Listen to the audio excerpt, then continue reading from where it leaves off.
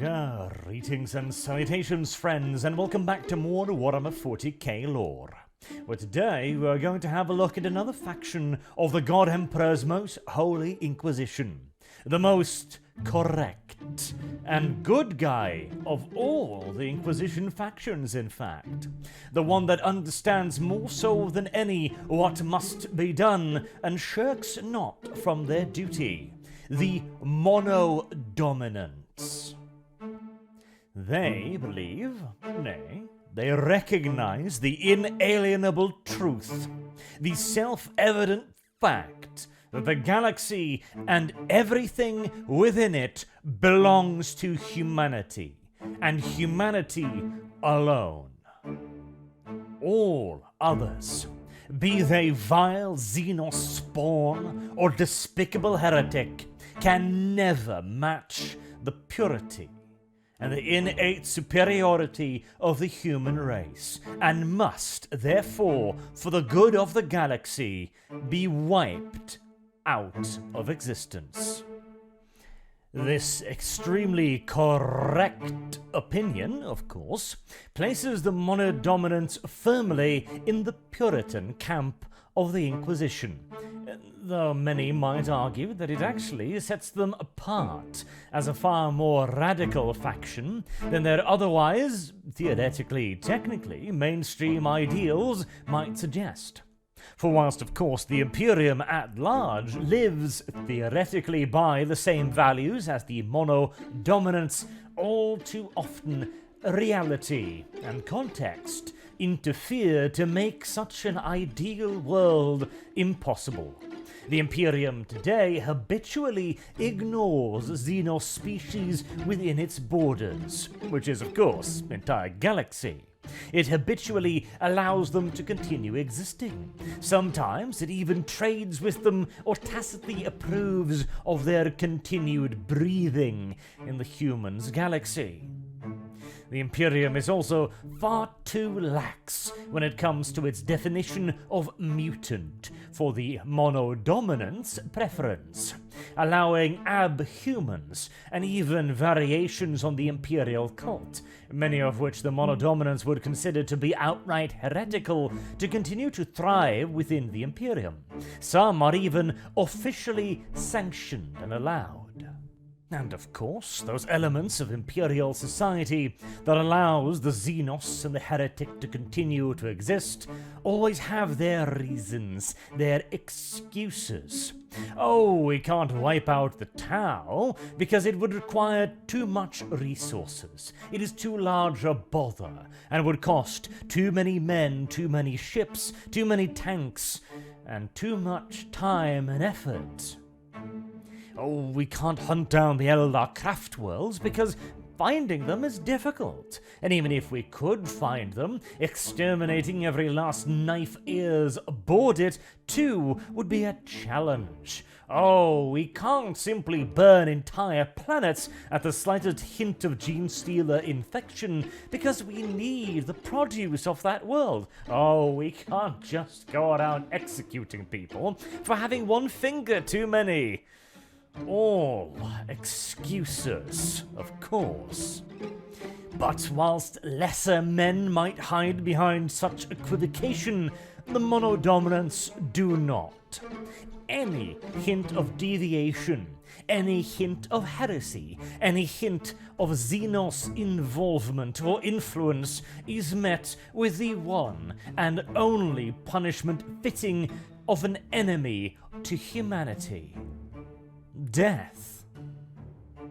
But whilst other Inquisitors quibble and quarrel of evidence and of punishment, degrees of guilt, as if such a thing even exists, they spend years, decades, measuring out punishment, timidly, like an old woman baking a cake.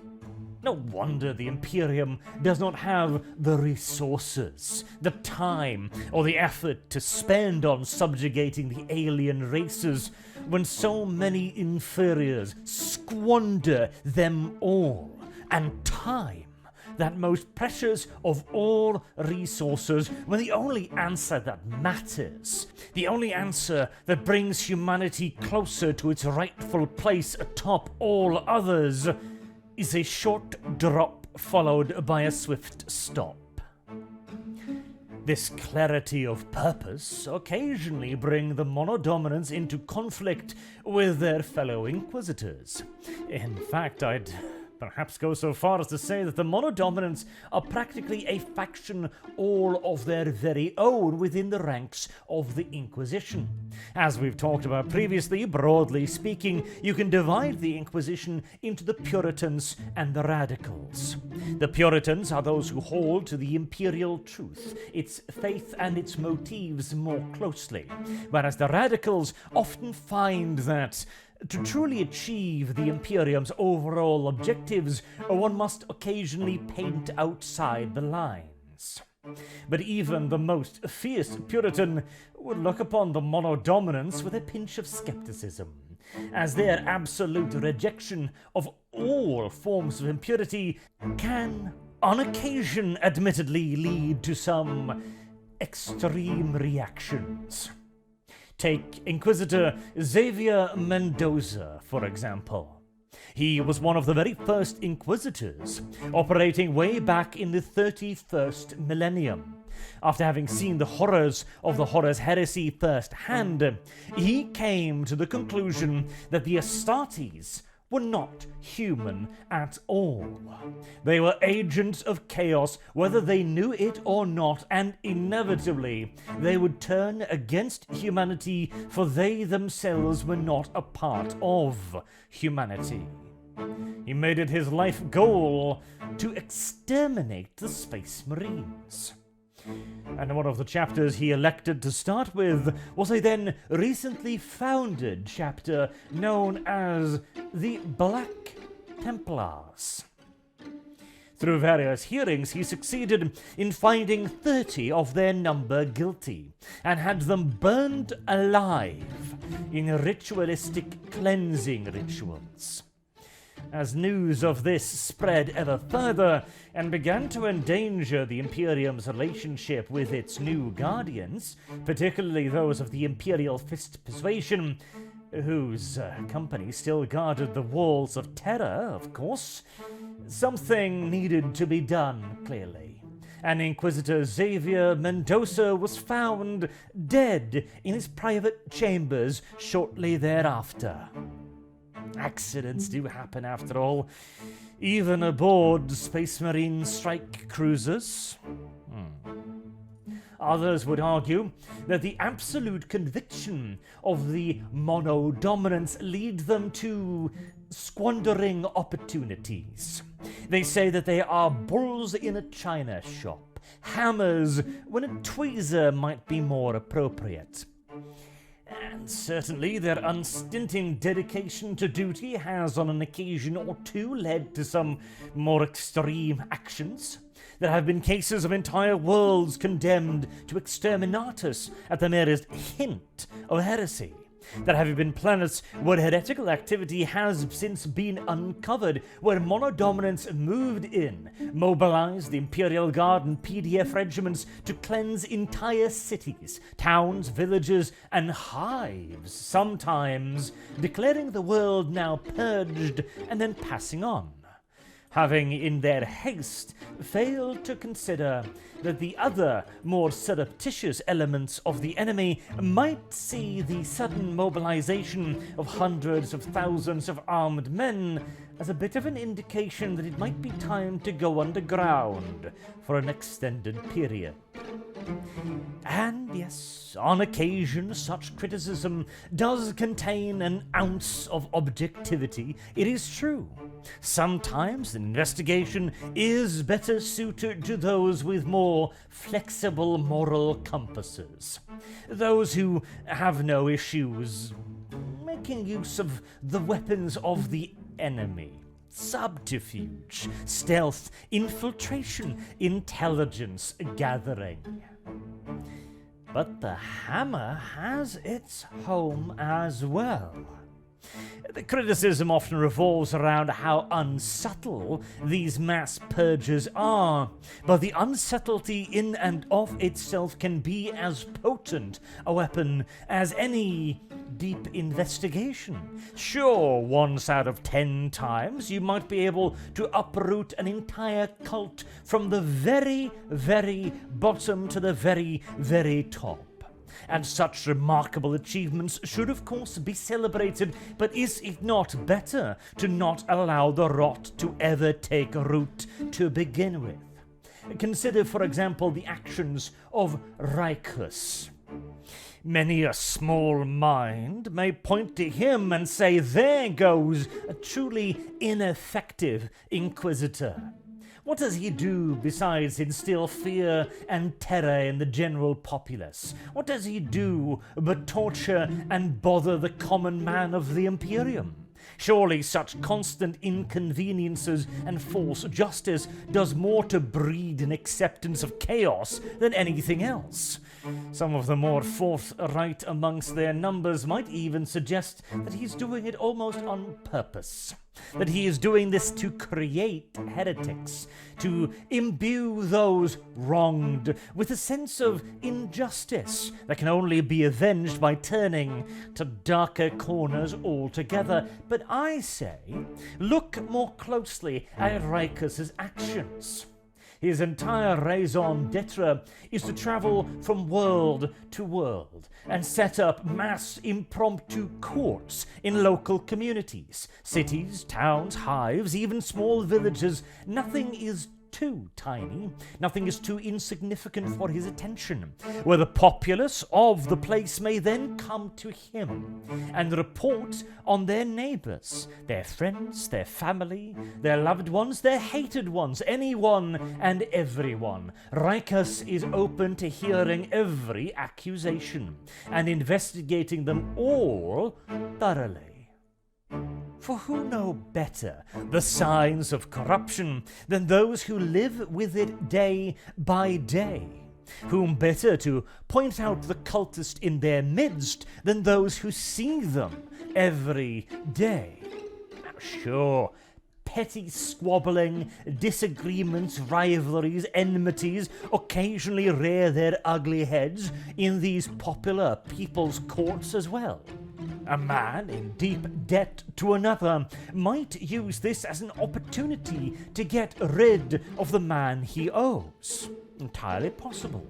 Rikers' courts could even be abused to settle personal differences and grievances by blaming chaos or xenos corruption on some grudge or wrong committed by one family to another.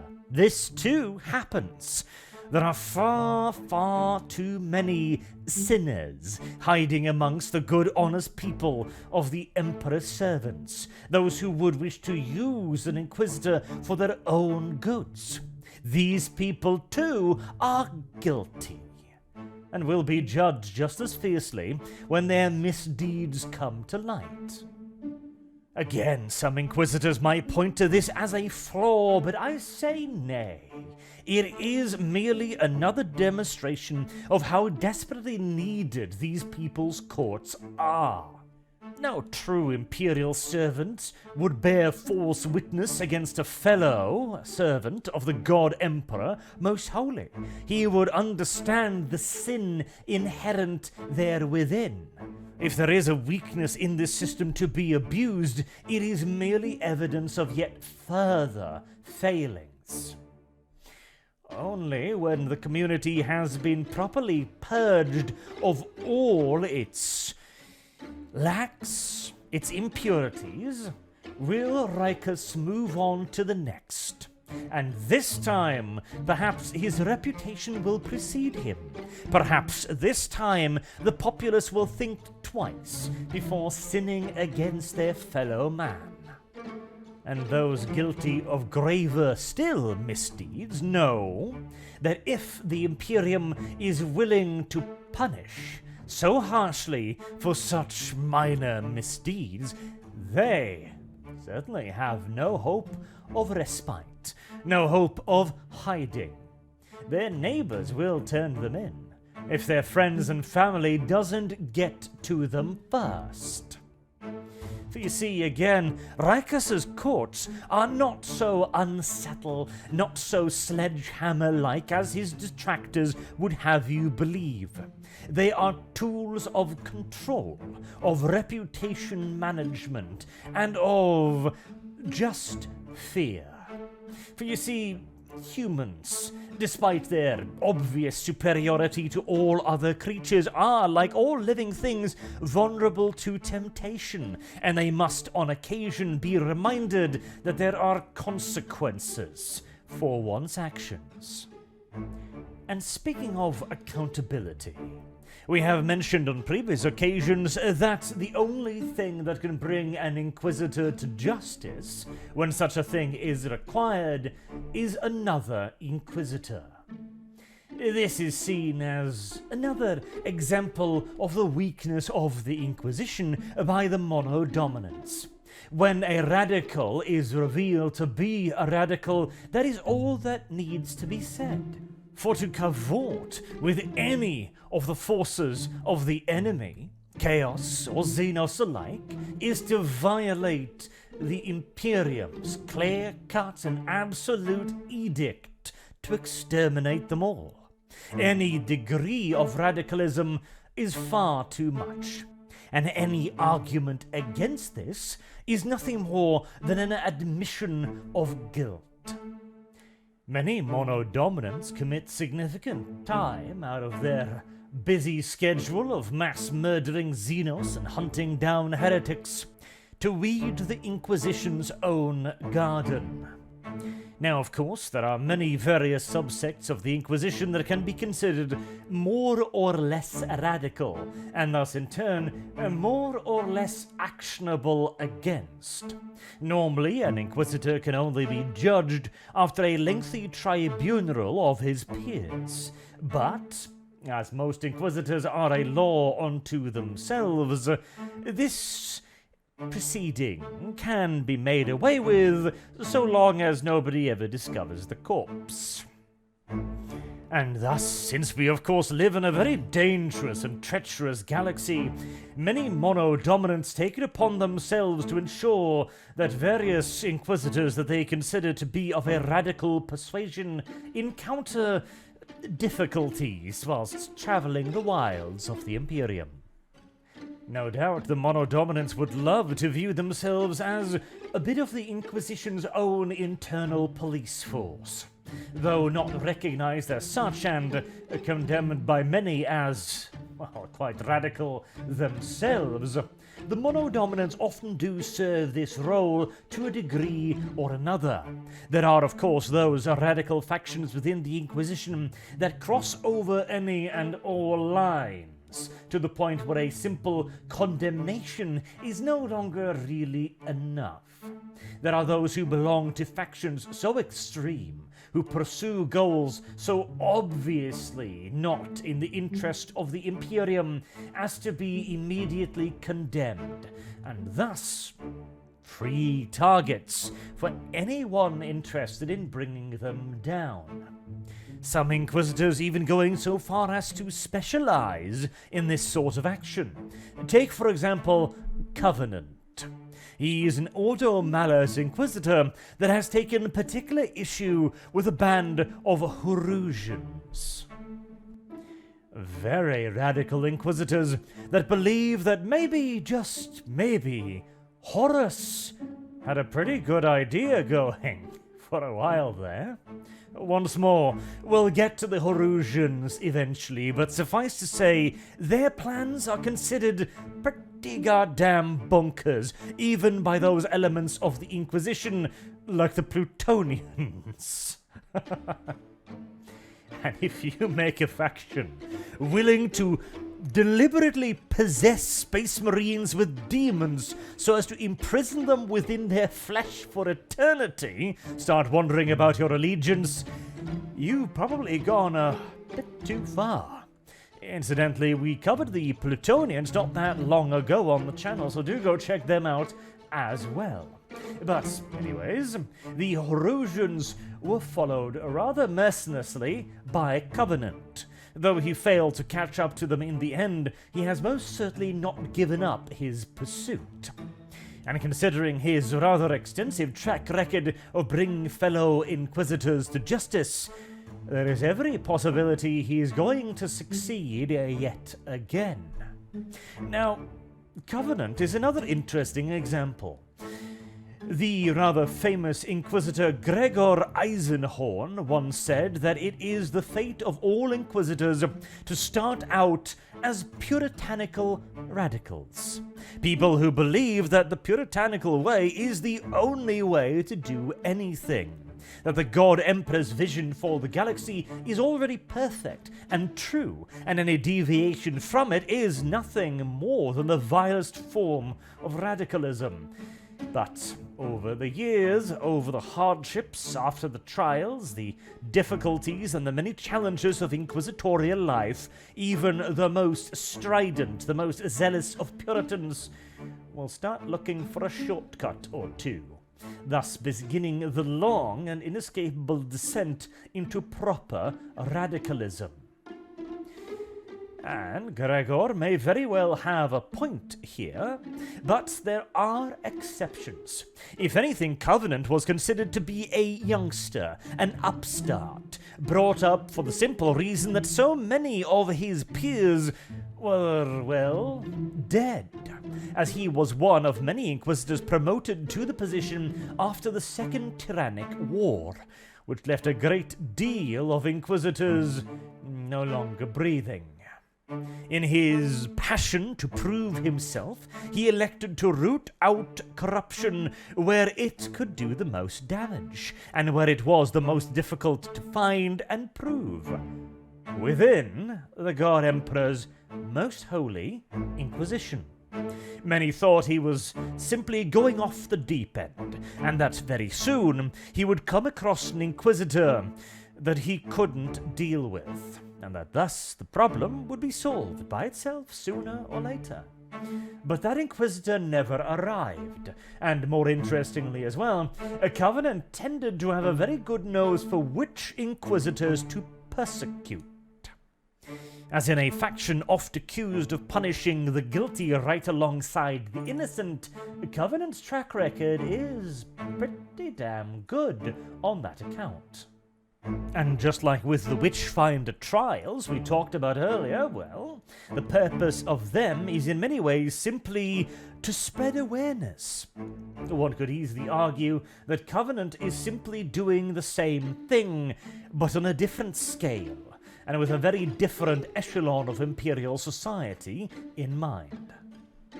And is that not, at the end of the day, the true purpose of the Inquisition? The real point of it? To take men and women of exceptional drive and elevate them above the masses so that they may effectively punish the masses, effectively guide them, and so, in turn, protect them against the various temptations of the darkness? Could then not the Monodominants be said to be the purest of the sort, to be the guardians of the Inquisition's morality, harsh though it may be? And in a world like the 41st millennium, is that not in and of itself necessary? Perhaps it is. Perhaps it is not. Many an argument can be made both ways. Like we said in the Plutonians video, for example, if one is to win a war against an enemy that cannot die, then one might need to change the rules of engagement. But if changing those rules of engagement come at the cost of one's very soul, what has one achieved? Other than defeating oneself at the cost of temporarily defeating a foe that cannot die? In the monodominant view, then, the only way to defeat the alien, and the heretic, and the demon, which is by many of them seen as a grand web, a combined series of threats that unify against humanity. As humanity is the protagonist of this galactic play, the galaxy as well arrays certain challenges against humanity. There are even those Inquisitors that believe this is literally the case, like one Al-Suwabi, for example, who views the galaxy not as a neutral, undecided arbiter, as a simple plane of existence, but rather as an active participant in its own destiny, one that it would rather see not in Imperial hands. He views the galaxy, in fact, as a hostile entity that arrays its various creations against humanity. Though this interpretation may be somewhat extreme, it is absolutely true that by simple fact of being the dominant power structure, the Imperium will always be the ones that will take the brunt of any alien expansion, of any heretical migration, of any grand opening of the Eye of Terror. They will always be the primary victims of heresy. And due to the sheer scale and breadth of the species, they will also always be the primary victims of mutation and degradation. Thus, one must see this as humanity versus all. In such a situation, one cannot afford to sacrifice long-term efficiency for short-term gains. The rationale of a radical, that he must defeat the demon today, simply does not hold water in the Monodominant's mind. You are fighting an eternal enemy that is so vastly greater than yourself as to reduce you to the merest speck of sand on a world of beaches. And the only way these insignificant specks can together subsume and bury the ocean is if they all act together with perfect unity and perfect purity. In the end, then, there might be some speck of truth to the accusation that the Monodominants are the most radical of all, for they know that they have the answer, the one absolute truth, which no one may dispute, lest they prove themselves a heretic, in the eyes of their own kind, in the eyes of humanity, in the eyes even of the God Emperor himself. This conviction, of course, also means that they have a great deal firm friends within the ecclesiarchy. Whilst many other orders have their Order Militants, the Monodominants have the ecclesiarchy, which they can count upon to back them up nearly unquestionably. They can no doubt rally significant military support from this quarter as well. Perhaps not directly, but certainly indirectly. And even if sheer power of military arms in the form of armies and regiments or sisters of battle or death watch may not be at their beck and call, a few fiery preachers can stir an army from anywhere, from the populace itself, of course. A few fine words have, after all, put far more witches to the torch than any army. And when it comes to having a spying network, well, many Inquisitors boast significant information-gathering organizations. Dozens, hundreds, maybe thousands of agents, infiltrators, listening posts, moles, and sleeper cells. But the Monodominants can count on the faithful, the priests, and the entire enormous galaxy-spanning system of the ecclesiarchy to keep them abreast of any and all heretical notions, misdeeds, and misbehaviors across the entirety of the Imperium. Sometimes the ecclesiarchy may take advantage of this connection, just like the Monodominants might. It is a partnership of near parity, as near as anyone can ever get to parity with one of the Emperor's Inquisitors anyways. Now then, with all that being said, I have been Arch. Thank you all very much for watching, and I do hope to see you all again soon. Till then, have a good day.